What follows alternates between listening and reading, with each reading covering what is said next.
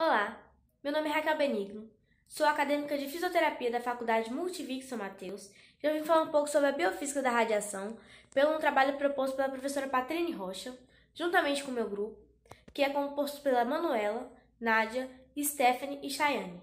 Espero que vocês consigam absorver da melhor forma as informações passadas. E está aí nos ajudando na solução de problemas. Então vamos lá. O que estuda a biofísica? A biofísica é o campo da ciência responsável pelo estudo da matéria, do tempo, do espaço e da energia do sistema biológico. Tem como ponto de vista não somente o físico, mas também o químico, o que engloba todas as trocas de substâncias do nosso corpo. Além disso, ela estuda os fenômenos físicos biológicos do nosso organismo vivo. Apesar de parecer estranho pensar que fenômenos como eletricidade, mecânica e eletromagnetismo fazem parte do nosso corpo, eles estão presentes em áreas importantíssimas do conjunto biológico e não é preciso muito para provar.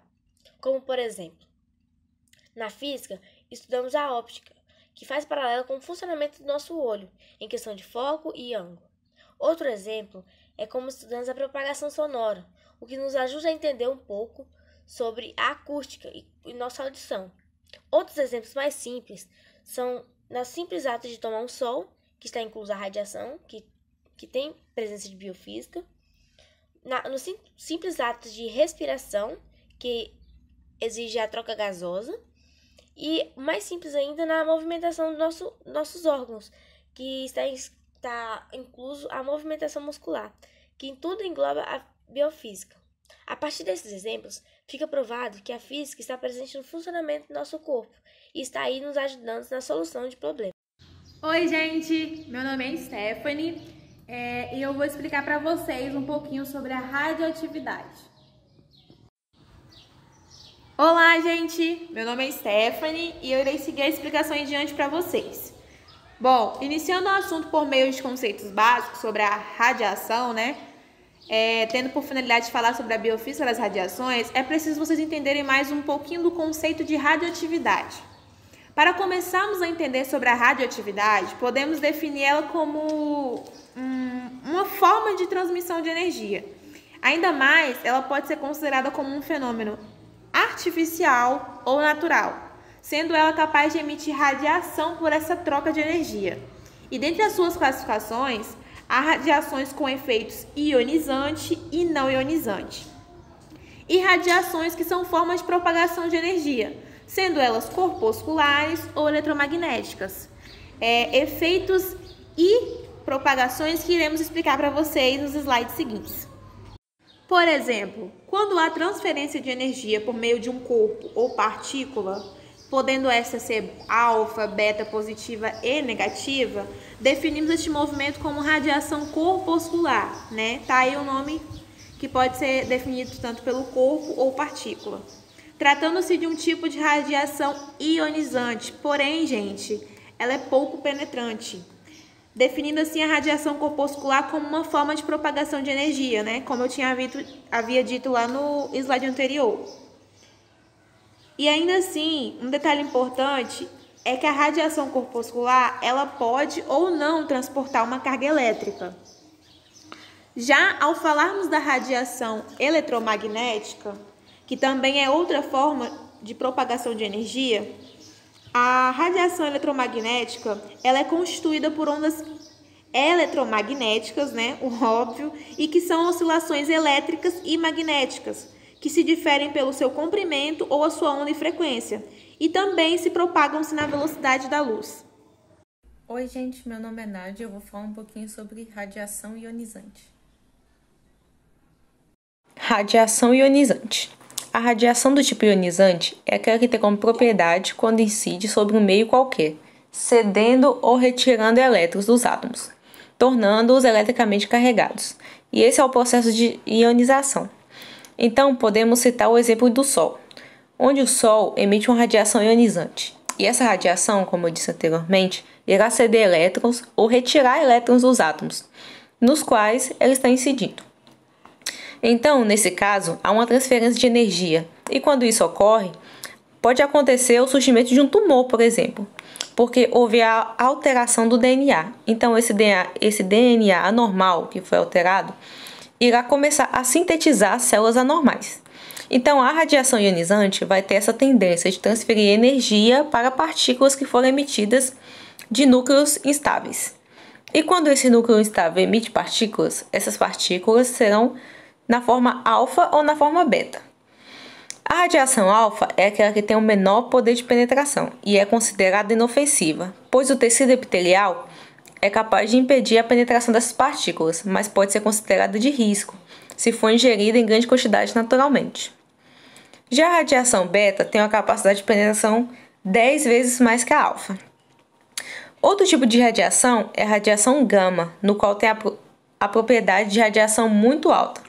E isso permite que ela atravesse grandes espessuras. E essa propriedade faz com que a radiação gama seja utilizada na área médica industrial. E a alta energia de radiação gama se dá pelo pequeno comprimento de onda, e isso permite que ela penetre profundamente na matéria. É um tipo de radiação que tem alta concentração de energia. Quando a gente fala de radiação ionizante, é muito importante a gente saber que os efeitos da exposição às radiações estão relacionados tanto com a dose de radiação, como com o modo que essa exposição ocorre. Então, há dois mecanismos de ação diferentes, que é o direto e o indireto. Quando a gente fala de mecanismo direto, a gente está falando de uma interação da radiação diretamente com moléculas de DNA, RNA, proteínas, enzimas ou com várias moléculas do corpo. E a radiação pode promover a quebra dessas moléculas. Agora, quando a gente fala do mecanismo de ação indireto, a gente está falando da interação da radiação com outras substâncias, como a água, por exemplo. Então, a radiação pode interagir com a água ou com outras substâncias e pode produzir o que a gente chama de radicais livres. E esses radicais livres podem ionizar o citoplasma, afetando moléculas que são importantes para o nosso metabolismo. Normalmente, o dano que é causado pela radiação vai ser reparado pelas próprias células do nosso organismo, a partir de sistemas de reparo específicos que são mediados por enzimas para diferentes tipos de lesão. Porém, pode ocorrer falhas nesse sistema de reparos, e se houver falhas, essa falha pode levar à morte celular, à incapacidade de reprodução ou pode levar à modificação celular. Quando nós falamos dos efeitos da radiação no corpo, a gente pode dividir esses efeitos em dois tipos: os efeitos somáticos e os efeitos hereditários. Os efeitos somáticos vão ocasionar danos nas células corporais, e eles vão se manifestar somente na pessoa que foi irradiada. Então, são efeitos que não oferecem risco às gerações futuras. Os efeitos hereditários, ou seja, genéticos, vão ser originados somente na descendente da pessoa irradiada. Eles vão ser resultantes dos danos que as radiações provocam nas células nos órgãos reprodutores. Então, podemos ver que a radiação é um fenômeno que ocorre a nível atômico, que são capazes de afetar moléculas, que podem afetar células, que podem afetar tecidos, que podem afetar órgãos e o corpo como um todo. Olá, meu nome é Chayane e eu vou estar explicando sobre a radiação não ionizante. Radiação não ionizante. Então, essas radiações são aquelas que vão ter energia menor, que consequentemente não vão conseguir arrancar o elétron do átomo, mas sim causar uma excitação. O que seria essa excitação? Bom, a excitação é quando o elétron orbital salta para uma outra camada. Ele não é arrancado do átomo, mas sim ele faz um salto de uma camada para outra. Então, ele acaba ficando excitado e depois ele volta para a sua camada de origem. E quais seriam as radiações classificadas como não ionizantes? Essas radiações são as ondas de rádio e TV infravermelhos, as microondas, a luz visível e as ultravioletas. Oi, aqui é a Stephanie de novo. E aprofundando mais sobre o assunto, eu vou falar para vocês um pouquinho sobre fontes. Bom, em relação às fontes, ela pode ser definida como qualquer corpo que é capaz de emitir radiação. E ligado a isso, a gente precisa saber que existem dois tipos de fontes, as terrestres e as extraterrestres. As fontes terrestres, elas se separam em dois grupos, e nelas temos as naturais e as artificiais.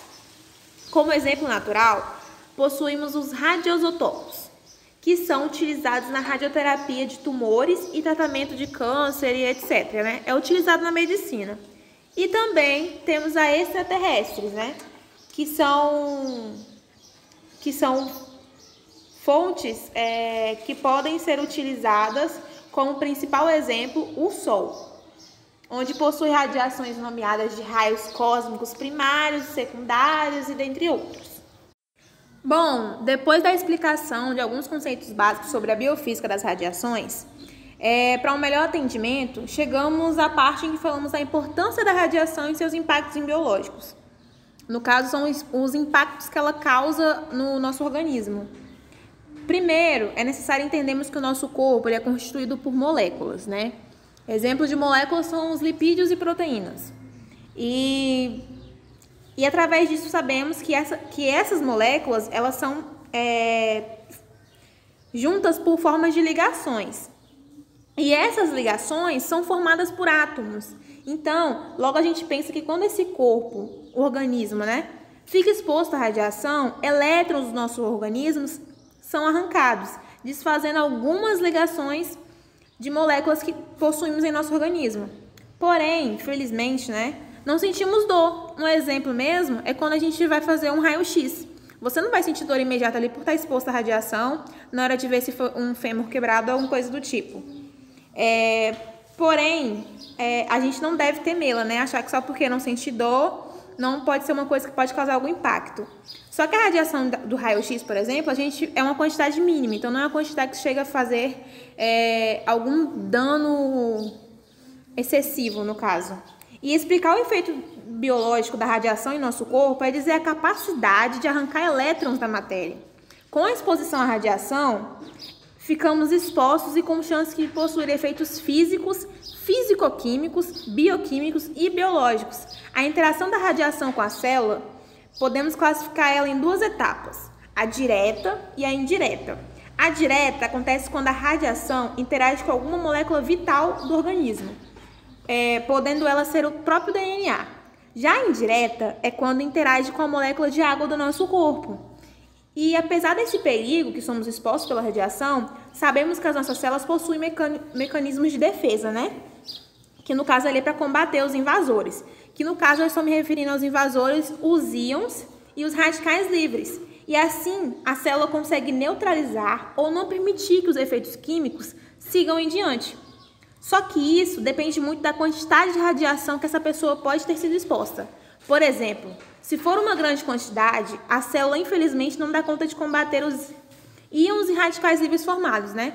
Então, assim, quando a gente é exposto a uma grande quantidade, é difícil a célula dar conta de romper e neutralizar aqueles íons e radicais livres.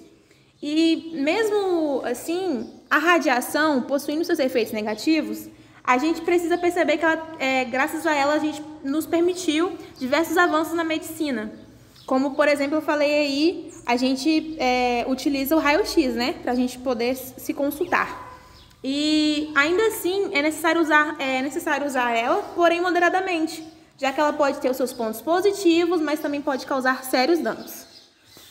Oi, gente, meu nome é Manuela e vou estar agora falando um pouquinho sobre a conclusão do nosso trabalho. Bom, foi entendido que a biofísica das radiações ela é todo o processo de emissão de energia por meio das ondas ou partículas e também elas podem ser emitidas por dispositivos criados pelo homem. O estudo também da matéria ela vem agregando o conhecimento para as funções do sistema físico-biológico. A matéria ela também em si inclui como ponto positivo o conhecimento acadêmico e a reflexão do tema expandido.